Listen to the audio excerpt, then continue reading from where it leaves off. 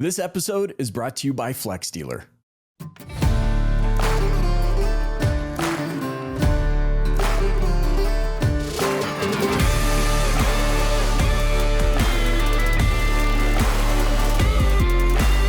Auto industry, welcome to this episode of the Dealer Playbook podcast. I am sitting down with Agnes Di Leonardi. She has an extensive legal background and she's an automotive executive. I'm so excited for us to dig into her experience working in this industry. And of course, hopefully the encouragement you will feel to find your space in this industry because it welcomes everybody with open arms. Agnes, thanks so much for joining me on the podcast. Thanks, Michael. I'm really delighted to be here and very excited when Rose reached out to me and asked me to sort of tell my personal story within the automotive industry. I've been in the automotive industry for 30 years and, women still remain very underrepresented. So I hope by sharing my story, I can encourage other women and other underrepresented groups to join the industry because it is a fascinating industry. 1 out of 7 jobs in Canada are automotive related, and there's so many opportunities.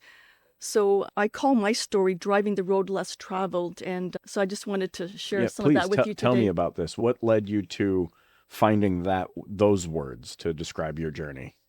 Because when I started in the automotive industry 30 years ago, there really weren't a lot of women. And so a lot of times I was alone. In a sense, it was the road less traveled because I picked a career path that was male dominated. So there weren't a lot of women there as my mentors. So I call it the road less traveled. But I've had an amazing experience. I actually ended up in the auto industry really by chance. I'm a first generation Canadian. My parents came to Canada from Italy in the 1950s. My dad had a grade 3 education. So really his purpose in life was to have his children educated. So I'm an identical twin. My sister and I, we were the first females in our family to be university educated. So we both got a business degree from Schulich and then a law degree. And my vision for myself was to be a social justice lawyer. And the only law school I applied to was Windsor Law, automotive city there. But I really loved the corporate commercial courses, and I ended up actually becoming a business lawyer on Bay Street. And the law firm that I worked with, General Motors, was one of their large clients, and they were looking for an articling student to go in-house for 3 months because they were doing a Volvo heavy-duty joint venture. And so I volunteered to do that, and that was sort of my foray into automotive. I loved it. I went back to the firm, got hired back, and was, a corporate commercial lawyer. And then one of the lawyers from General Motors became the general counsel at Ford of Canada. This was in the early 90s. At that time, Ford was buying other brands. They were buying Jaguar, Land Rover, Aston Martin, Volvo, Mazda. So they were looking for a corporate commercial lawyer. And that's how I got involved. So Norm Stewart recruited me. And sort of my journey in the industry has been from there. So I worked at Ford of Canada for 13 years, both on the automotive side of the business and then also on the captive finance side of the business. There's so much to learn.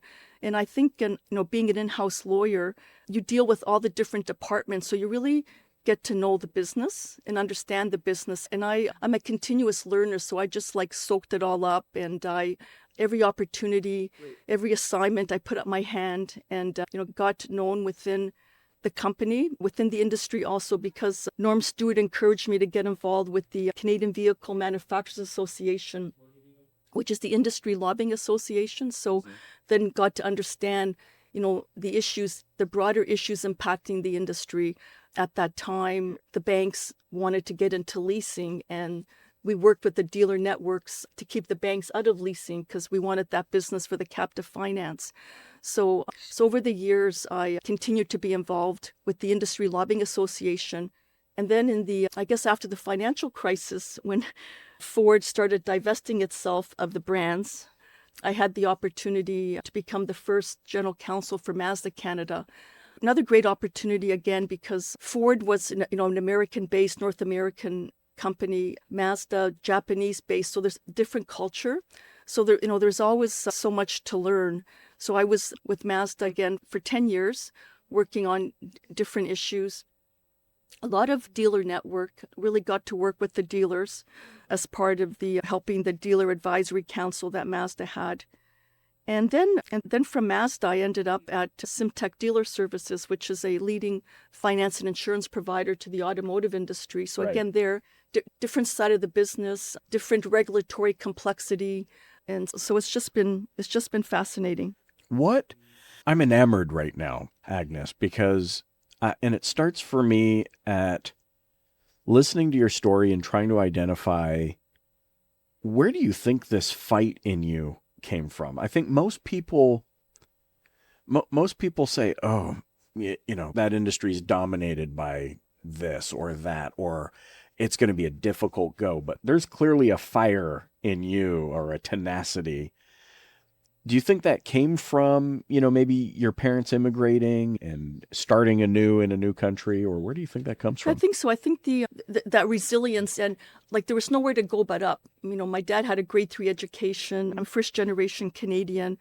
There wasn't a path for me. I sort of had to create it myself. And as a continuous learner, I always looked for opportunities where I could learn and grow. And I didn't mind being oftentimes the only woman in the boardroom, the only woman as part of the executive team. When I went to Mazda, I was the only woman on the executive team. And then when I left, there were 4 women on the executive team. So it was great. And the thing is, in order for women to have a voice, you need at least 3 on the executive team or at the board of director level so that they have a voice together. And there's, statistics that show that companies that do have, more women on their boards and on their senior team, there's more diversity. That diversity, sparks innovation and obviously, better business results. So there is a business case to make, for this industry, and for dealers to make sure that their dealerships are more inclusive and have more women.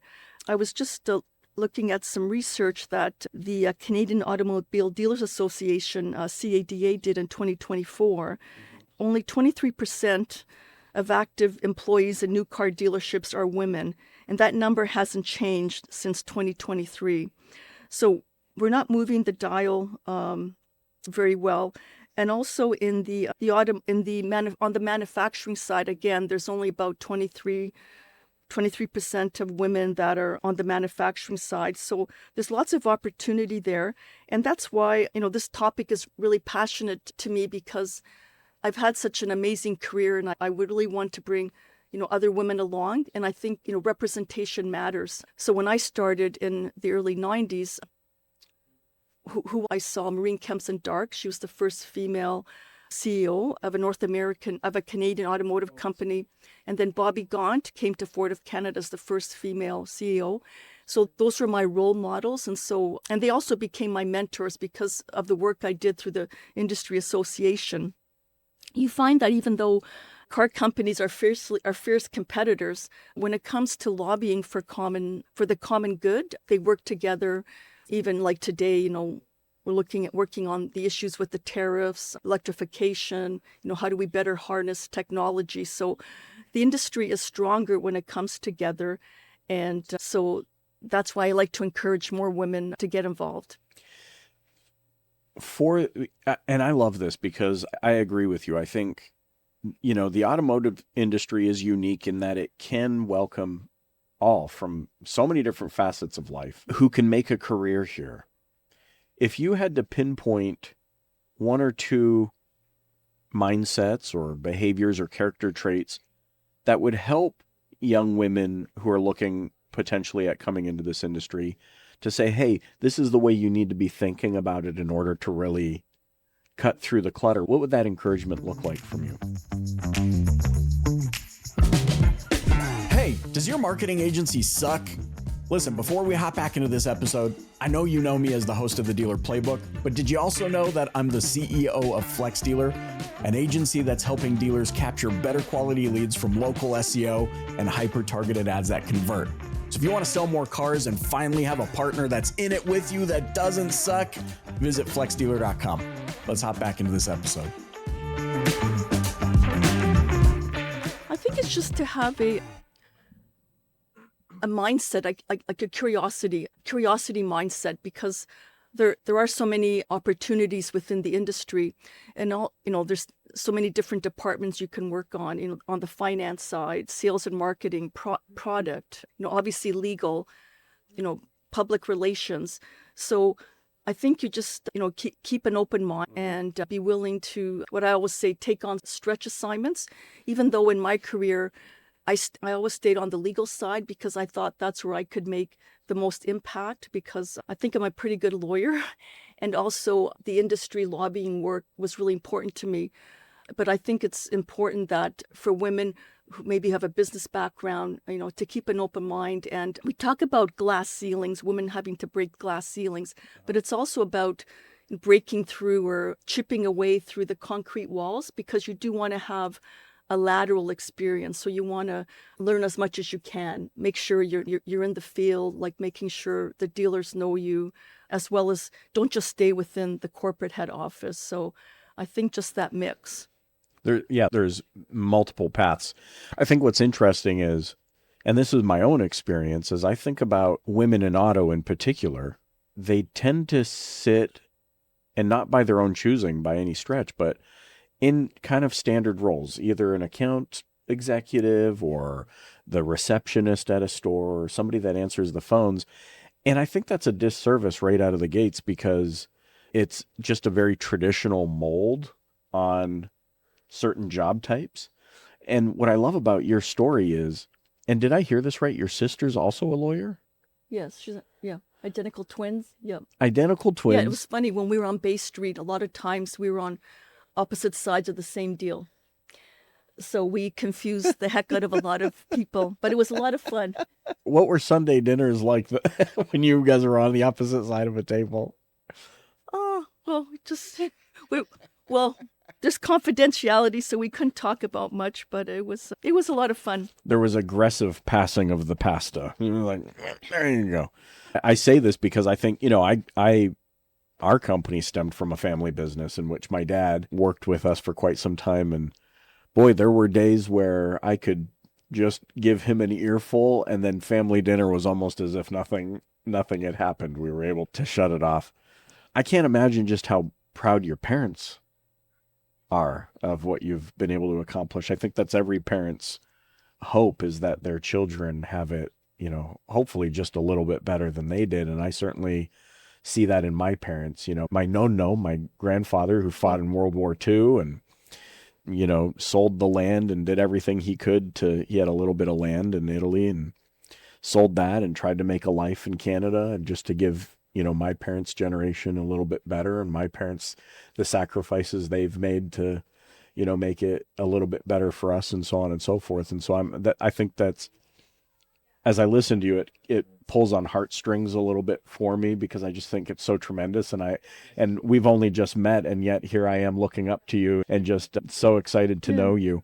My parents obviously very proud, 2 daughters. My dad was, unfortunately he passed away, but he was a feminist. When we talk about women needing, male allies to advance. My dad was my first ally. He really encouraged us to break the mold and to just, the sky was the limit. Yeah. And, I become one of the most senior women within the automotive industry. And 2018, unfortunately, after my dad passed, I was honored with an Order of Canada. And Order of Canada, as you know, is the highest civilian honor given by... Hold on, just one. Where... I'm sitting with an Order of Canada recipient. Hold on. This is like knighthood is it not, in Canada? And so, first of all, we can't just gloss over this. Now I'm blushing and I'm nervous. I'm at a loss for words. And now this is where I break the fourth wall. Did you know she is a recipient of the Order of Canada, which is the highest civilian order that you can receive in this country? Rose is saying I knew it, and she's giving me a hard time. I'm floored right now, Agnes. Well, first of all, I feel like we need to start over. We're not going to start over, but tell me about that, because I'm just completely mind blown right now. First of all, I've never met anybody that's received such a high honor to have such a dignitary on the show. How did that all come about? How does one receive the Order of Canada? Well, the nomination is anonymous. Uh-huh. And so they just phone you when you've been selected. There's an advisory council that works with the Governor General. And so they make selections. And then I remember I got the call in May of 2018. And so, they tell you that they'd like to award you with an Order of Canada. And they always ask you, will you accept? And of course, and I accepted, good. And I accepted that honor on behalf of my dad. The motto of the Order of Canada is they desire a better country. And isn't that what our parents came here for? Wow, what a full circle honor. So when I went to the ceremony, when I received that, it was like, this is for you, Dad. Like, this is like the sacrifice paid off. And so what I've done to honor him is my sister and I we've done two things. We've published, my dad was a hobby chef, so we've published a family cookbook with all recipes. That's awesome. My mom and dad, they would have their own garden, and so we self-published a cookbook, and I also wrote my dad's life story. And the final chapter I went to write in the little town that he was born in, Alvito, Frosinone, and that was very emotional. Because my uncle, my dad's 94-year-old brother, he was the only surviving sibling. So I had the opportunity, to sit with him and talk to him about my dad. And I regret not. My dad always shared stories with us when he was growing up. But, as a child, you don't listen. You just think, just rambling. Okay. But now I wish I had recorded all those wonderful stories he shared with us, and I was able to capture those in the book that I've written, and it'll be published shortly. No kidding. Where do you plan on making the book available? I'm going to self-publish it, and it'll just be online. Amazon, yes. Isn't that fast? Well, I, for one, will be buying that book. And we'll add a link to it in our show notes as well. I'm just going to say this, and you strike me as quite a humble individual, but I have to say this, and I'm not sure whether or not it's dawned on you or not, but your existence in this world creates the most compelling reason why people would want to come and work in this industry. What you have accomplished, Agnes, what you have achieved, and your mindset around it is the most compelling case for why more women should come and work in this industry. I don't know, I feel the power of it right now, and it's not something that could be replicated if we had just done this online. I'm just so honored to have you on the show. Well, I really believe in leader as teacher. I think our legacy is to bring others along. And that's what true leadership is about. So that's why it's really important to me to encourage, other women to join the industry, because it is an amazing industry. And I think, and that's one of the reasons I've also become an advisor to a not-for-profit called Empowering Auto. Empowering Auto was started 3 years ago by 3 young women at Hyundai, again, who had a passion. They wanted to see more women in the automotive industry. And so it's now become a formal not-for-profit, and they have annual conferences. And the purpose of it is to recruit and retain and empower women. But we need sponsorship, we need mentors, we need allies, right? So, because one thing I've learned is that we really do need to bring everybody along to encourage everybody to be successful. And I think, we have to have an abundance mindset, because, sometimes, if we give this role to this woman, we take it away from someone else. No, my view is that there's always lots to go around. So we sort of need to live with an abundance mindset versus a scarcity mindset. I love that so much. I want to talk to you for days and days. I would love to have you back on the show at some point. I'm shocked. It's one surprise after another, but I don't know how we're going to be meeting you, Agnes. How can those listening or watching connect with you? You can reach out to me on LinkedIn. I'm a great networker, always love to meet new people. So encourage people to connect with me on LinkedIn. Always available for, a coffee chat, virtual or meet in person. So this is something that I am really passionate about. And I think it makes business, at the end of the day, why should, the industry do this? Why should dealers do this? Because it's going to impact your bottom line. Women make up, they're 52% of the population. They influence over 85% vehicle purchases. So they need to be part of the industry because everybody's going to benefit. So, in terms of what can dealers do to encourage more women in the industry? I think, it starts at the top. I think, leaders need to be intentional about bringing more women and other underrepresented groups within the industry. So look at and there's some good materials that have been produced by and so look at your recruiting practices. Are you looking, where are you looking? Maybe you should be looking more broadly to make sure that you get the best talent pool that includes women. Also, look at the way, create career paths within your companies and your dealerships for all departments. Like you said, most women in dealerships are like the receptionist. So encourage career paths within the service center, the service department. So it becomes a more inclusive dealership. And also, just training top of mind. People have to be self-aware. Like there's conscious bias, unconscious bias. I know when I was young, I always wanted to hire people like myself. But, you need to be diverse, right? Because a diverse workforce, again, leads to innovation, leads to more success, leads to profitability, a better bottom line. So I think those are some of the things that dealerships can do. And also, at the end of the day, we really want to mirror our customer base. So that's what businesses, and that's what good businesses do, is that they make sure that they're representative of the population. And right now, we need more women and other underrepresented groups within the industry. I love it. Thank you for sharing your experience and your light. I know I feel incredibly encouraged, and I can only imagine how our audience feels right now. So I want to thank you for joining me on the Dealer Playbook. My pleasure. Thank you for having me. Hey, thanks for listening to the Dealer Playbook podcast. If you enjoyed tuning in, please subscribe, share, and hit that like button. You can also join us and the DPB community on social media. Check back next week for a new Dealer Playbook episode. Thanks so much for joining.